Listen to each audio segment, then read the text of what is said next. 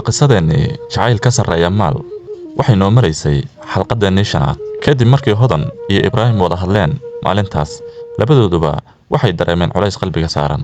hodan waxay ogaatay in jacaylkeedu galay dagaal adag ibraahim sidoo kale wuxuu fahmay in noloshu aysan sahlanayn marka uu jacaylku la kulmo farqi dhaqaale laakiin midkoodna ma rabin inuu si fudud uga tago qofka kale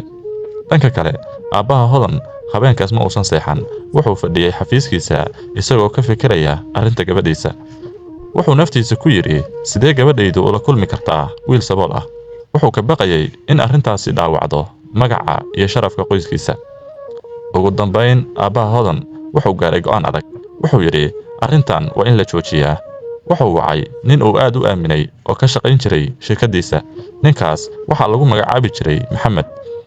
markii maxamed uu yimid aabbaha hodan wuxuu yiri waxaan rabaa inaad ii ogaato wax walba oo ku saabsan wiilkaas maxamed wuxuu bilaabay inuu xog ka ururiyo ibraahim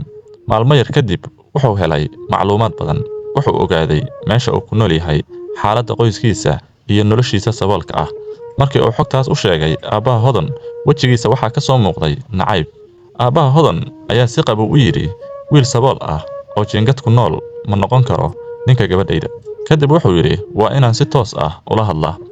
dhanka kale ibraahim ma ogeyn qorshaha socda maalintaas wuxuu fadhiistay maktabadda isagoo akhrinaya buug laakiin maskaxdiisa buugga ma jirin wuxuu ka fikirayay hodan iyo dhibaatooyinka soo socda markii uu maktabadda ka baxay baabuur madow oo qaali ah ayaa hortiisa istaagay nin suud xirnaa ayaa ka degay wuxuuna yiri adiga ma tahay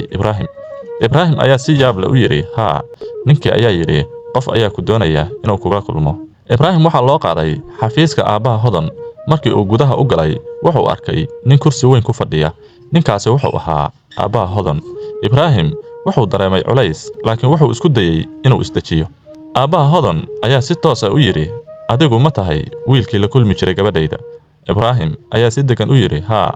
aabbaha hodan ayaa si qabow u yiri waan ogahay wax walba oo ku saabsan noloshaada waxaad ka timid qoys sabool ah waxaad ku nooshahay jiingad